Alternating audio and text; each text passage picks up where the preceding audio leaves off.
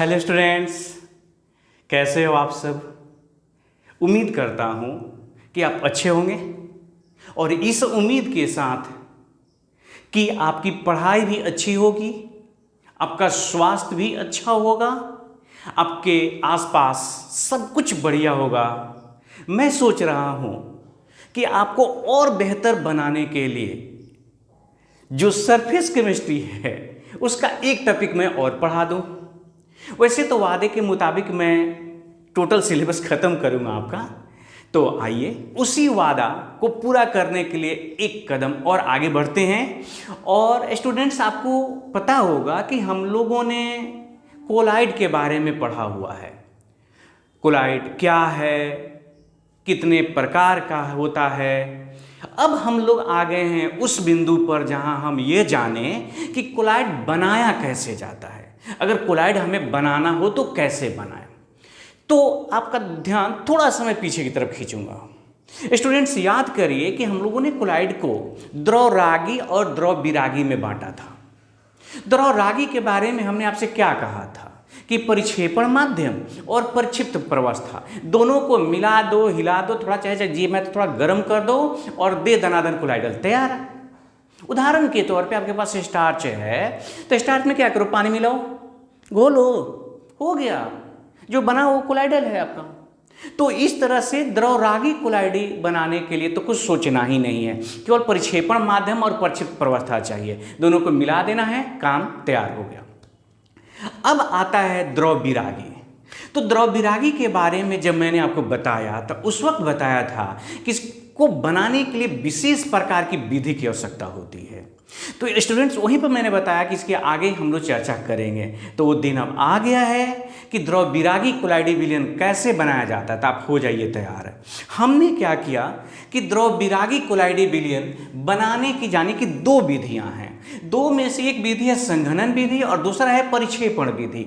दोनों विधि हम लोगों को पढ़ना है। हमारे सिलेबस मतलब एनसीईआरटी के बुक में ये दोनों विधियां दी गई है। इस दोनों विधियों के अंतर्गत कई विधियां आती हैं, लेकिन इनमें से सभी विधियां आपके सिलेबस में नहीं हैं। अच्छा, आपके सिलेबस कहने का मतलब एनसीईआरटी का जो सिलेबस है, लगभग पूरे देश में इस सिलेबस से ही परीक्षाएं होती हैं।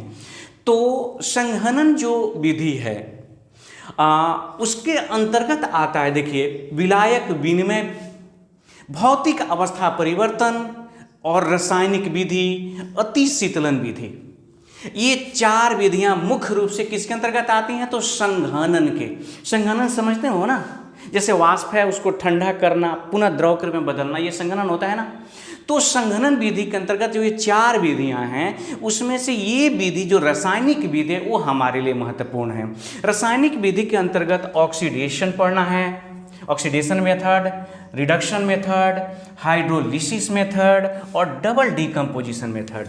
स्टूडेंट, आप लिखेंगे तो सब जानकारी के लिए, लेकिन मैं आपको बता दूं कि हम लोग संघनन विधियों में इन चार विधियों की चर्चा करेंगे, जो कि क्या है, रासायनिक विधि के नाम से जाना जाता है। मतलब हमारे सिलेबस में यही दिया गया है। अगर बात करें परिक्षेपण विधि की, तो परिक्षेपण विधि में यांत्रिक मेथड है, विद्युतीय परिक्षेपण विधि है जिसको ब्रेडिंग आर्क मेथड कहते हैं, पिप्टीकरण है और पराध्वनि परीक्षण है, अल्ट्रासोनिक डिस्पर्शन है। आपको जान की खुशी होगी, अच्छा ही लगेगा कि ये सब आपके सिलेबस में नहीं है। आपको पढ़ना है विद्युतीय परिक्षेपण, ब्रेडिंग आर्क मेथड, और very important and simple topic पेप्टीकरण।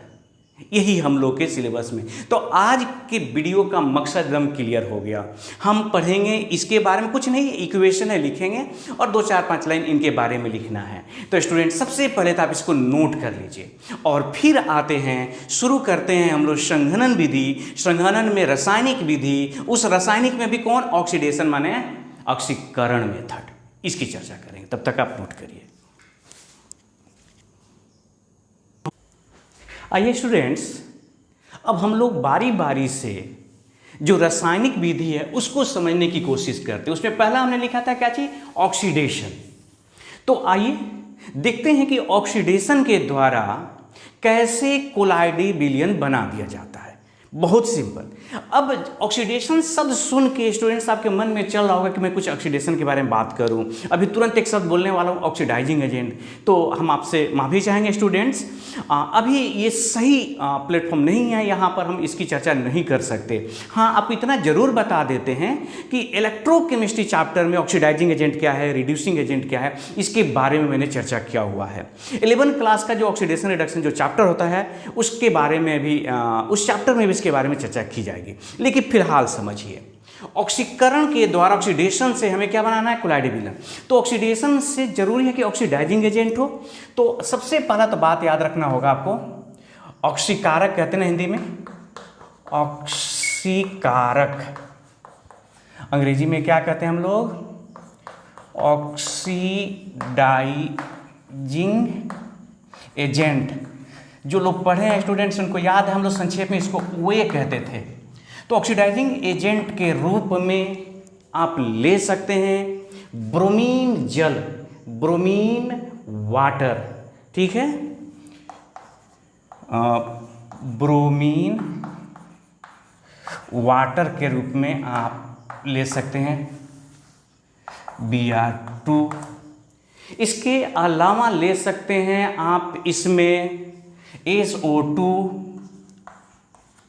आप ले सकते हैं नाइट्रिक अम्ल HNO3 etc। ये है वो ऑक्सीडाइजिंग एजेंट। अब क्या करना है, कैसे आप बनाएंगे, तो याद रखिए H2S गैस को जब ब्रोमीन जल से SO2 या नाइट्रिक एसिड से गुजारा जाता है तो सल्फर का कोलाइडल प्राप्त होता है। एक बार फिर से बोलें, इसमें से कोई भी ऑक्सीडाइजिंग एजेंट ले लीजिए और H2S गैस होता है, इसे गुजार दीजिए। गुजरने के बाद क्या मिलेगा आपको, सल्फर का कोलाइडल। लिख देते हैं एक लाइन, H2S गैस को ब्रोमीन जल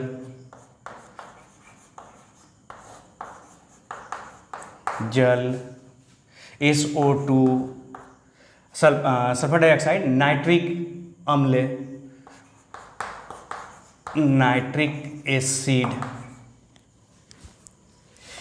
etc जैसे OA माने ऑक्सीडाइजिंग एजेंट से गुजारने पर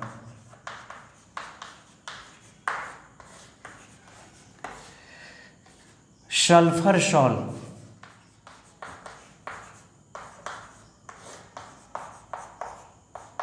सॉल्ट प्राप्त होता है। अब आइए स्टूडेंट थोड़ा सा मजा लिया जाए। ये है H2S, आपने गुजार दिया ब्रोमीन जल से, क्या बनने वाला है, तो देखिए ना HBr तो बना ही लेगा ना, HBr निकल जाता है सल्फर, यही है सॉल्ट के रूप में। आप बैलेंस करना चाहते हैं तो कर दीजिए, इसमें आपको रोका किसने है, 2 हो गया। अब देखिए आपने तो कहा SO2 से भी गुजार दें, तो आइए H2S SO2 से बताइए क्या बनेगा। अरे हाइड्रोजन ऑक्सीजन को देख के मानेगा बिना पानी बनाए हुए। स्टूडेंट्स कुछ बातें दिमाग में रखनी होगी। तो ये तो बना लिया H2O, तो बच गया क्या चीज़, बच गया आपका S। हाँ, बैलेंस करना जरूरी है। तो देखिए आप इसको अगर बैलेंस करना चाहते हैं तो 2 ऑक्सीजन है तो यहाँ तो 2 लगा ही दीजिए। तो हाइड्रोजन कितना हो गया, 4, तो यहाँ पर लगा दिया आपने 2। तो देखिए सल्फर कितना हुआ, यहाँ से 2 गो और 1 गो यहाँ से, 3 गो बना, 3 गो ये सॉल्ट बना। उसी तरह से स्टूडेंट इसको अगर नाइट्रिक एसिड, हम आप भी छोड़ रहे हैं कि आपको प्रोडक्ट लिखना है H2S प्लस HNO3, आपको लिखना है कि क्या और कैसे। सल्फर तो जैसे बनेगा ही, आप समझ ही गए होंगे। एक और या 2 प्रोडक्ट जो भी बनना होगा वो क्या बनेगा आपको लिखना है। तो ये हो गया ऑक्सीकरण, बहुत ही मजेदार और बहुत सिंपल है, कुछ नहीं याद रखना है। ऑक्सीडाइजिंग एजेंट याद रखो ऑब्जेक्टिव के लिए, और कौन से ऑक्सीडाइजिंग एजेंट का उपयोग होगा, और साथ में ये याद रखो कि कौन से पदार्थ का ऑक्सीकरण होने जा रहा है। तो इस तरह से 2 बातें केवल याद रखिए, काम खल्लास। तो इसको नोट करिए, फिर आते हैं रिडक्शन पर।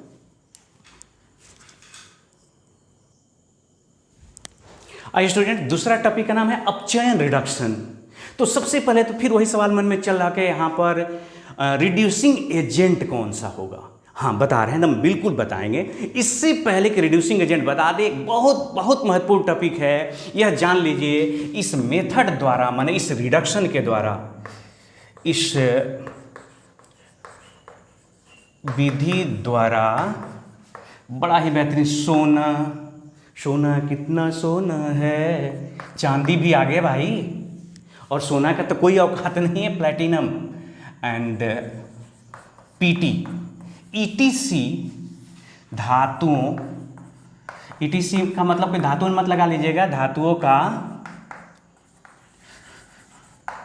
कोलाइडल सॉल्व बनता है।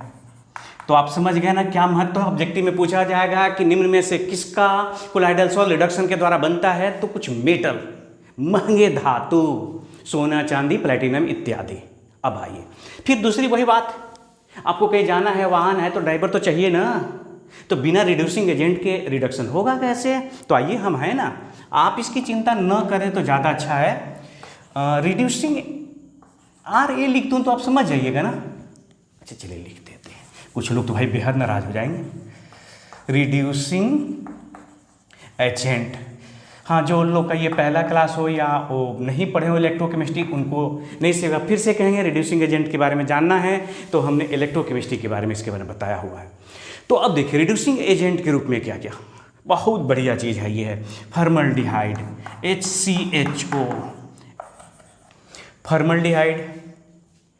उसके अलावा आपके पास मौजूद है हाइड्राजीन, देखिए यहाँ पर हाइड्राजीन NH2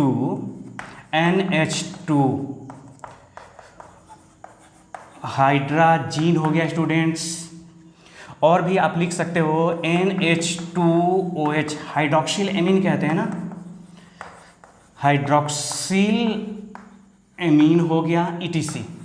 ये है रिड्यूसिंग एजेंट जो कि गोल्ड, प्लैटिनम, चांदी इत्यादि का क्या बना देगा, बढ़ता नहीं, कोलाइडी बिलियन बना देगा। कैसे बना देगा तो एक दो समझा जाए। अच्छा ध्यान रखिएगा, जो फॉर्मल्डिहाइड होना चाहिए ना, एक्वस होना चाहिए, जलीय होना चाहिए।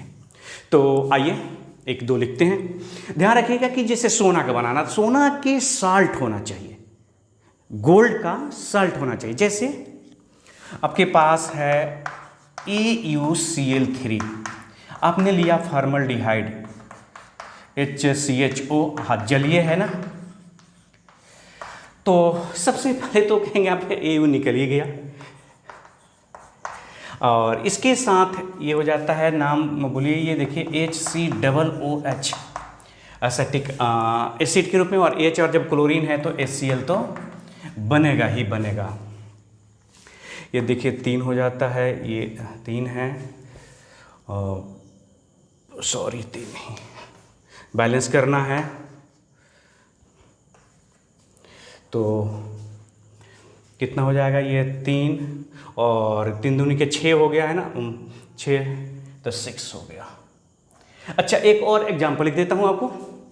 जैसे मान लीजिए कि हमें हाइड्रोजन से कराना है, तो AuCl3 प्लस NH2NH2, ठीक है, तो AU तो निकल गया, उसके बाद N2 और HCl, इसे आप बैलेंस करेंगे, ये आपकी ड्यूटी है। और एक काम और करता हूँ, आपको मज़ा आ जाएगा अगर आप पढ़ना चाहते हैं तो। ये जो है ना, आपको प्रोडक्ट लिखना है और बैलेंस करना है।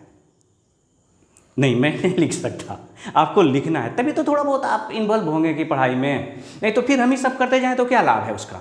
तो आप इसको करेंगे, और फिर इसके बाद अगला जो हाइड्रोलिसिस है उसको लिखते हैं, तब तक इसको नोट करिए। आइए स्टूडेंट्स, हाइड्रोलिसिस को समझते हैं। तो सबसे पहले तो ये जानिए कि इस विधि द्वारा कौन से तत्वों का कोलाइडी बिलियन बनता है, कौन सा। तो आप जानिए कि इस विधि द्वारा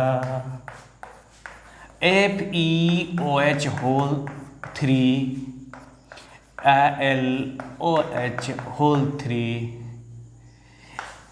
ETC कोलाइडी विलयन, ये सीधे कोलाइडल सॉल ही है, कोलाइडी सॉल, कोलाइडल सॉल बनाया जाता है, कैसे बनाया जाता है, यही जानना है ना हमें। तो आइए, बिल्कुल राग में ही जल अपघटन है, अपघटन है तो टूटने वाली बात है, यहाँ राग नहीं है तो विराग होगी। कैसे बनाया जाता है स्टूडेंट्स, ज़रा समझिए। क्या करते हैं, FeOH3 बना रहे हैं, पानी ले लिए, गरम किए, गरम करते गए, गरम इतना कि उबलने लगा, ये बॉइलिंग वाटर है, बॉइलिंग वाटर है। थोड़ा सा इसमें चीनी चाय पत्ती मिला दे, दूध मिला दे, चाय हो जाए, लेकिन फिलहाल चाय नहीं बनाना है, ये बॉइलिंग वाटर। अब क्या करना है इस बॉइलिंग वाटर में कि आपको ये बूंद बूंद करके मिलाना है, क्या चीज, तो FeCl3 इसमें डालना है, बूंद बूंद करके। अब क्या होगा, इसके पेंदी पर आपको इसके अंदर बन जाएगा FeOH3 इकट्ठा होगा। अगर इसको मैं आप समझ रहे हैं, आपने उबलता हुआ पानी लिया, उस उबलते हुए पानी में फेरिक क्लोराइड, नाम याद रहेगा ना, फेरिक क्लोराइड को बूंद बूंद टप टप टप करके डालेंगे और देखेंगे कि ये जो आपका विलयन है, कोलाइडी विलयन का निर्माण हो रहा है। तो इसको अगर हमें समीकरण के रूप में लिखना है तो FeCl3 प्लस H2O, ये हो गया FeOH3, यही है आपका सॉल, और साथ में बन गया HCl। आप चाहें तो इसे संतुलित कर दें, और ज़रूर ही संतुलित करेंगे, लेकिन हम चाहते हैं कि अच्छा छोड़िए, आपको सीधे मैं प्रोडक्ट दे देता हूँ, AlOH3, इसको बैलेंस करना है स्टूडेंट्स, बहुत आसान है, बहुत ही आसान, दिख रहा है ना, कुछ नहीं यहाँ, अब छोड़िए, बात नहीं करूँगा, आपको करना है, ये प्रोडक्ट चाहिए। हाँ, इसके अलावा बाई प्रोडक्ट में कुछ बने तो आप इसको कैसे प्राप्त करेंगे, दिस इज योर ड्यूटी, आपको करना है। ये कोलाइडी सॉल मुझे चाहिए, इस सॉल को बना करके मुझे बताना है कि आपने कैसे बनाया, बात समझ में आई।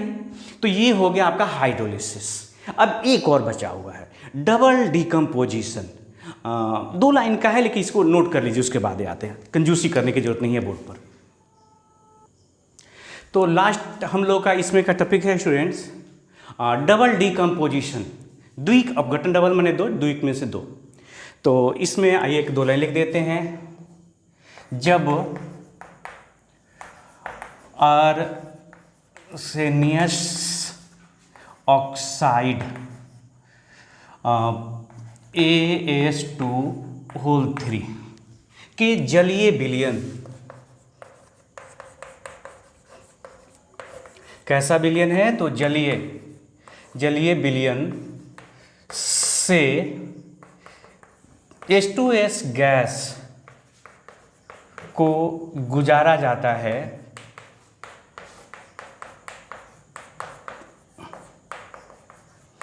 तो आर्सेनियस सल्फाइड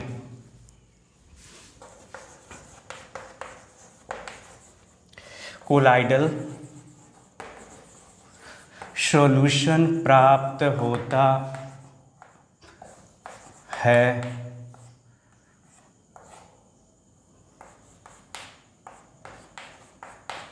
आइए इसका समीकरण देख लिया जाए। तो आर्सेनियस ऑक्साइड लेना है, AS2O3 किससे गुजारना है, H2S से, बन गया AS2S3 और साथ में बन गया H2O। यही जो है आपका कोलाइडल सॉल्यूशन हो गया, कोलाइडल सॉल्यूशन। कौन सा? तो आर्सेनियस कोलाइडल, इसका नाम हो गया आर्सेनियस सल्फाइड कोलाइडल सॉल्यूशन हो गया। तो इस तरह से स्टूडेंट्स इसको बैलेंस करना है। अब बैलेंस करेंगे, इसको आप संतुलित करेंगे, ये आपकी जिम्मेदारी है। हम लोगों का ये जो मेथड है पहला, जिसको हम लोगों ने केमिकल मेथड कहा, यहाँ पर केमिकल मेथड समाप्त होता है। अब इसके बाद ब्रेडी आर्क मेथड है और पेप्टन मेथड है। तो जल्दी से इसको नोट करिए ताकि ब्रेडी आर्क विधि और पेप्टन मेथड की भी हम लोग खत्म कर सकें। स्टूडेंट्स, दूसरा जो नियम है उस पर जरा गौर फरमाया जाए। गर्मी बहुत है स्टूडेंट्स, अरे चौक गिर के टूट गया, कोई बात नहीं। देखिए, इस विधि का नाम है विद्युतीय परिक्षेपण या विघटन कह दीजिए, इलेक्ट्रोडिस्पर्शन। हाँ, ये महत्वपूर्ण है। ये ब्रेडिग्स जो साइंटिस्ट है उन्हीं के नाम पर है, ब्रेडिग्स आर्क मेथड, ब्रेडिग आर्क मेथड कहते हैं इसको। तो क्या है ब्रेडिग आर्क मेथड? कौन से तत्वों का इससे कोलाइड विलयन बनाया जाता है और इसमें क्या होता है? तो आइए शुरू करते हैं। तो सबसे पहले जानिए कि कॉपर, चांदी, सोना, प्लैटिनम, ईटीसी धातुओं का कोलाइडल शॉल इस विधि से बनता है। कहेंगे कि सर अभी अभी हम लोगों ने सोना, चांदी, प्लैटिनम का तो एक दूसरा विधि लिखा था। हाँ भाई, क्यों? एक काम को करने के एक से ज़्यादा मेथड होना क्या गुनाह है? नहीं ना, तो इस विधि से भी बनाया जाता, बस इतना ही से याद रखिएगा। अब आइए, अब हम लोग ये जानना चाहते हैं कि इस विधि में क्या करते हैं। इस विधि में क्या करते हैं जानने से पहले मैं आपको यह बता दूं कि इस विधि में परिक्षेपण और संघनन दोनों जो विधि उसका उपयोग हो जाता है, परिक्षेपण का भी और संघनन का भी। इस विधि में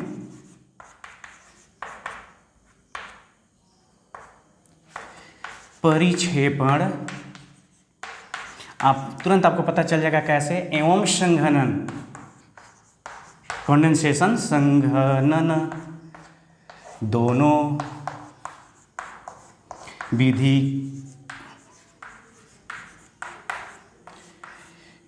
का उपयोग होता है।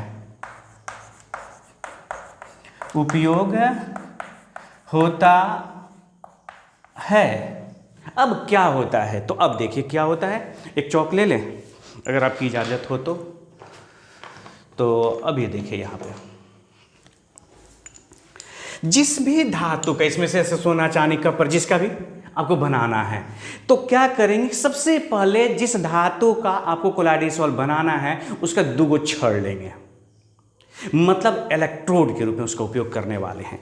और फिर क्या करेंगे? उसको आप जिस माध्यम में बनाना चाहते हैं उस माध्यम में उसको डूबे, माने परिक्षेपण माध्यम लेंगे।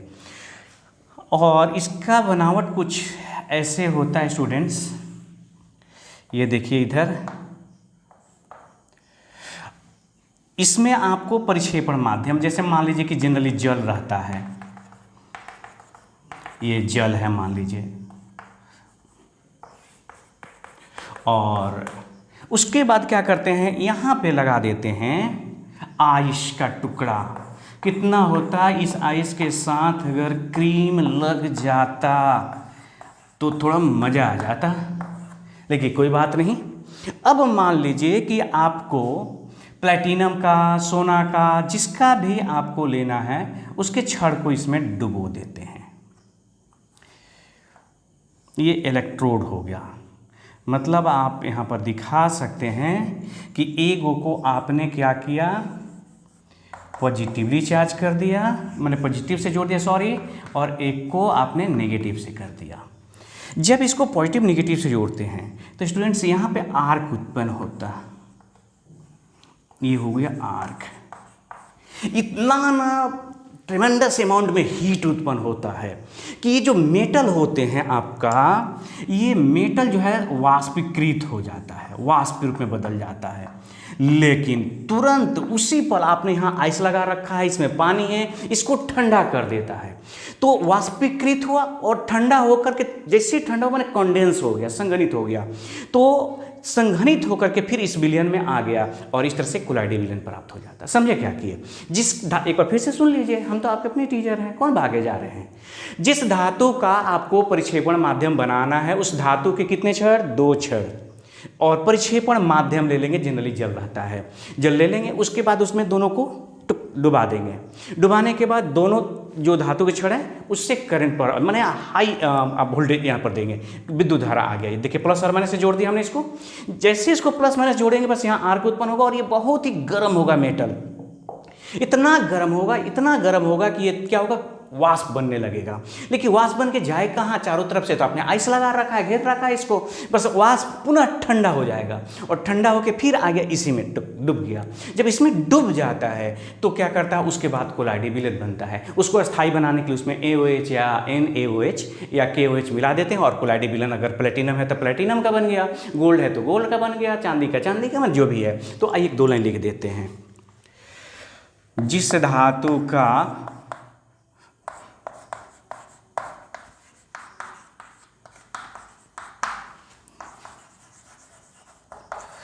कोलाइडल सॉल्व बनाना होता है,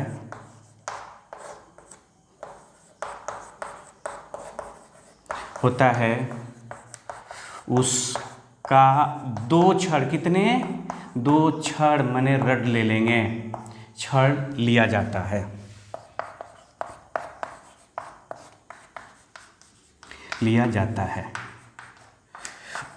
इसके बाद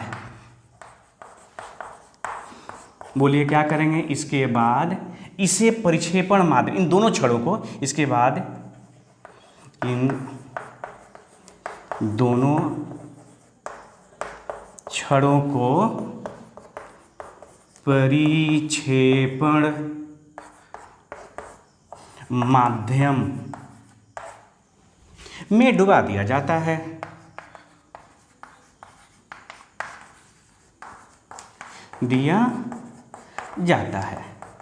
और विद्युतीय आर्क उत्पन्न करते हैं। और क्या करते हैं? और आर्क उत्पन्न करते हैं, आर्क उत्पन्न करते हैं। इससे क्या हुआ? इससे जो है धातु वाष्पीकृत हो जाता है, इससे ऊष्मा उत्पन्न होती है, इससे बहुत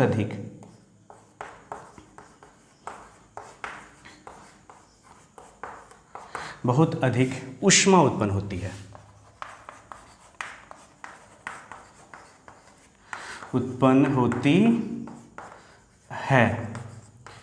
जिससे क्या होता है? बोलिए, जिससे जो मेटल छड़ होता है गर्म होकर वाष्प में बदल जाता है। कितना बात लिखूं यार। चलिए, आपकी तैयारी अच्छी हो, बस लिखने में मुझे ज़्यादा थोड़ा टाइम तो लग जाता है इसमें, लेकिन मैं ज़्यादा परेशान नहीं हूँ। हाँ, लेकिन एक बात ज़रूर चाहूँगा कि आपको लगता है कि मैं आपके लिए बेहतर कर रहा हूँ, कोशिश कर रहा हूँ बेहतर करने के लिए, तो ज़रूर आप शेयर करिए, लाइक करिए, या ज़्यादा से ज़्यादा, मैं क्या चाहूँगा, ज़्यादा से ज़्यादा सब्सक्राइबर हों, लाइक हों, वॉच टाइम आप तो जानते ही हैं। तो ये तो मैं ज़रूर चाहता हूँ आपसे।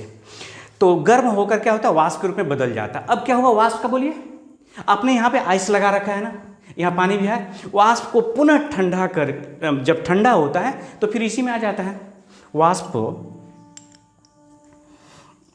बदल जाता है।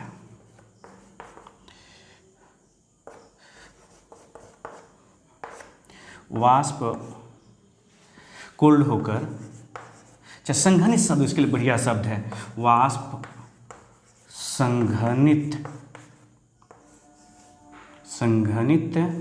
संघनित में कंडेंसेशन होकर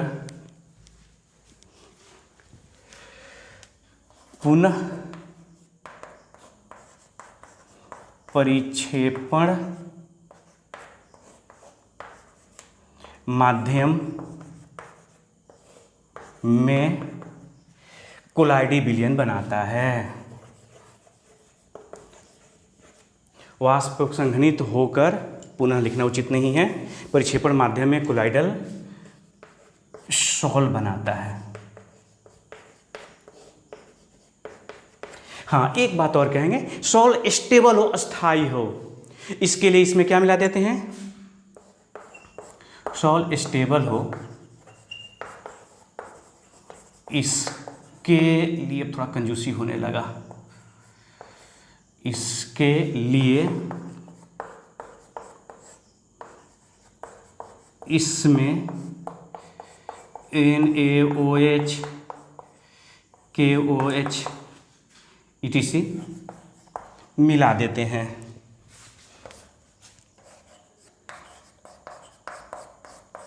बस कहानी खत्म। एक बार फिर से बता दे, क्या हमें लग रहा है ज़रूरत नहीं है, लेकिन जल्दी जल्दी में मैं कहूँ, जिस धातु का आपको कोलाइडी विलयन बनाना है, उसके 2 छड़ लेने हैं, दोनों छड़ों को उपयुक्त परिक्षेपण माध्यम में डुबो देना है, फिर उसमें विद्युतीय आर्क उत्पन्न करना, आर्क से दोनों छड़ जो है गर्म होंगे, गर्म होकर वाष्पिक होंगे, उस वाष्प को क्या करना है? संघनित करना है, और संघनित करने के बाद ये जो आपके पास परिक्षेपण माध्यम है ही, इस परिक्षेपण माध्यम में कोलाइडी विलयन तैयार हो गया, ले जाइएगा, आपका ही है, इसको उतारिए। फिर एक अंतिम है और ज़्यादा महत्वपूर्ण है। हाँ, तो स्टूडेंट्स, लास्ट है पेप्टाइजेशन, जिसको हिंदी में पेप्टन या पेप्टीकरण कहते हैं। आप में से जो लोग 12th क्लास में हैं उनके लिए बेहद ही इंपॉर्टेंट टॉपिक है, मैं आपको बता दूं।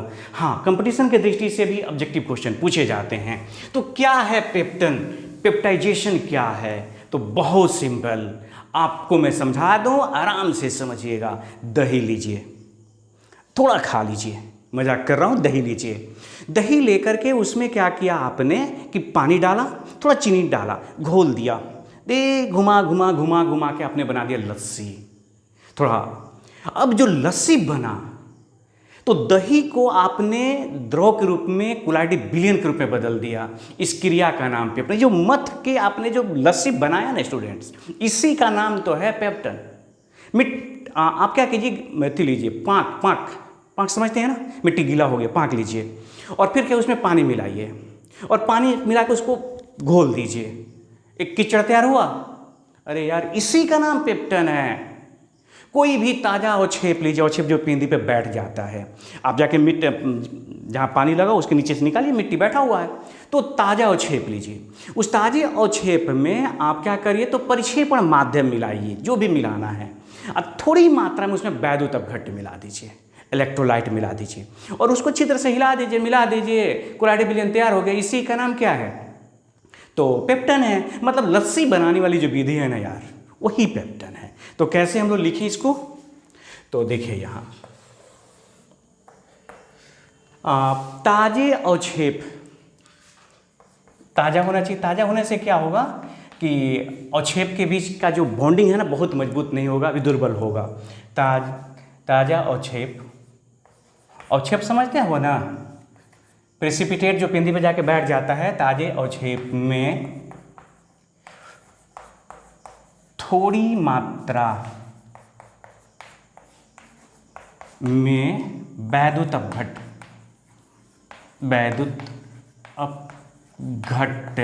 इलेक्ट्रोलाइट। वैद्युत अपघट्य का मतलब क्या होता है? इलेक्ट्रोलाइट,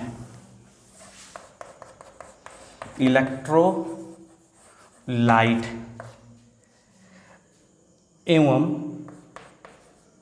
पर्याप्त मात्रा में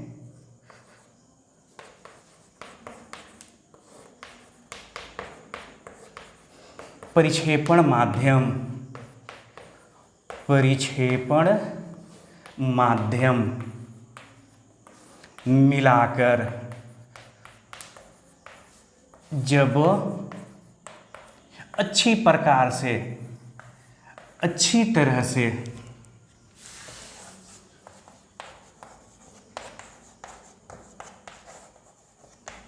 हिलाया जाता है तो कोलाइडल शॉल बनता है। इस क्रिया को पेप्टन कहते हैं। आप समझ गए, ताज़ा अवक्षेप लेना है, उसमें पानी डालना है, वो किसके लिए, परिक्षेपण माध्यम के लिए, और फिर क्या करना है, थोड़ा सा वैद्युतपघट मिला देना है। वैद्युतपघट का क्या रोल होता है स्टूडेंट अभी तुरंत बताएंगे आपको, एकदम निश्चित समझ में आएगा। वैद्युतपघट मिलाते हैं, हिला देते हैं, उसको मथ देते हैं, सीधे समझिए ना कि मथ देते हैं और कोलाइडल विलयन तैयार बनता है, कोलाइडल सॉल्व बनता है। इस विधि को मैंने इस तरह से बनाने को पेप्टन कहते हैं, पेप्टाइजेशन, पेप्टन कहते हैं। तथा इस विधि में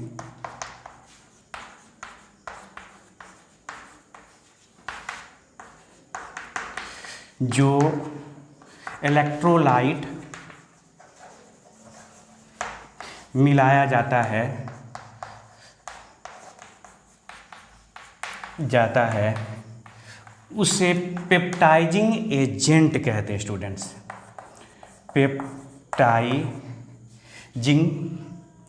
पेप्टाइजिंग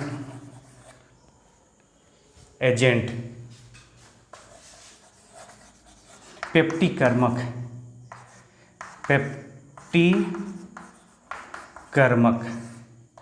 कहते हैं। बस हो गया, यही है आपका पेप्टन। ताज़ा अवक्षेप लेना है, थोड़ा वैद्युतपघट लेना है, परिक्षेपण माध्यम लेके हिला दीजिए, मिला दीजिए, कोलाइडल विलयन तैयार। इस क्रिया का नाम हो गया पेप्टन। अब आपको ये समझना जरूरी है कि इसमें इलेक्ट्रोलाइट वैद्युतपघट क्यों मिलाते हैं। तो वैद्युतपघट क्या करता है स्टूडेंट्स कि जो ताज़ा अवक्षेप होता है उस अवक्षेप पर जाके कोई सेलेक्टिवली कोई आयन, जब वैद्युतपघट होगा तो उसमें तो आयन होगा ही ना, तो उसका सेलेक्टिवली कोई पेप्टाइजिंग का स्पेलिंग लग रहा है कि स्टूडेंट गलत है, थोड़ा सा माफ करना, मुझे देख लेना। तो जेड तो लग रहा है कि जेड होगा। तो उसमें जो ताज़ा अवक्षेप होता है उस ताजे अवक्षेप के बीच क्या होता है, आयन अधिशोषित हो जाता है। तो जब सोचो, जब आयन अधिशोषित हो जाएगा तो और सिमिलर आयन रहेगा, पॉजिटिव पॉजिटिव चाहे नेगेटिव नेगेटिव, तो एक दूसरे में सटने नहीं देगा ना। तो एक बार कोलाइडल विलयन तैयार हो गया तो फिर वो जाके सेटल डाउन नहीं होता और बना रहता है। माने आप यूँ समझिए कि आपने क्या किया, मिट्टी लिया और मिट्टी को पानी में घोल दिया, कीचड़ को, पंख को, और फिर छोड़ देंगे तो जाके पेंदे बैठ जाएगा ना। ऐसा तो नहीं ना होगा कि अब वो एनी टाइम पंख वो रहेगा, कीचड़ के रूप में रहेगा। तो क्यों पेंदे में बैठ गया, क्योंकि कणों पे आवेश जो है समान नहीं था, तो जाके फिर जाके चिपक गया एक दूसरे में। तो यहाँ पर क्या करता है, चिपकने नहीं देता है कौन, तो आपका जो वैद्युतपघट मिला है वही वैद्युतपघट। इसको ऐसे समझिए कि आपके पास FeOH3 है और आपने इसमें ये अवक्षेप है, कुछ करना नहीं है, ये अवक्षेप है, पीपीटी ताज़ा अवक्षेप है, FeCl3 मिला दिया और ये अवक्षेप से हो गया क्या चीज़, अब तो FeOH3 अभी हो गया सॉल्व हुआ। तो कैसे सॉल्व हो गया इसको मिला देने से, तो आइए समझिए, आपको मज़ा आने वाला है। ये देखिए, ये है FeCl3, सॉरी FeOH है होल 3। जब आपने इसमें FeCl3 मिलाया तो ये टूट गया Fe plus plus plus 3Cl-। अब होता क्या है कि ये हो गया, आप समझ जाइए कि FeCl3 है ये, सॉरी FeOH, इस तरह के बहुत सारे अणु हैं।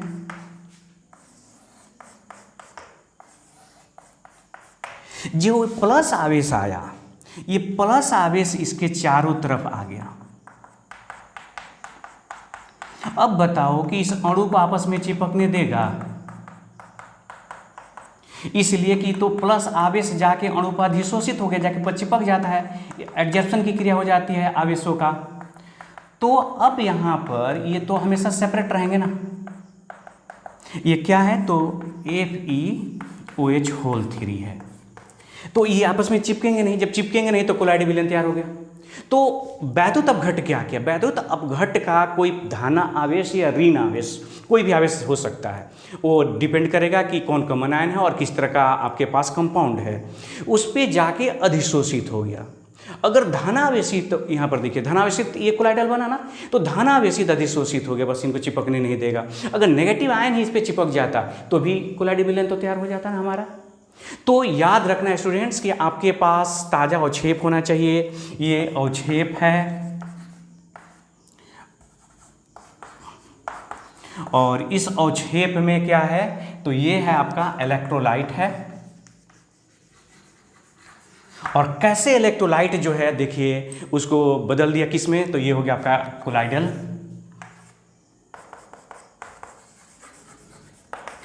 बस यही तो कहानी है। उम्मीद करता हूँ स्टूडेंट आपको समझ में आया होगा और मज़ा भी आया होगा। आनंद के साथ पढ़ाई। अगर सब कुछ ठीक ठाक रहा तो फिर हमारी और आपकी भेंट होगी अगले वीडियो में। तब तक अपना ख्याल रखिए। जय हिंद, जय भारत।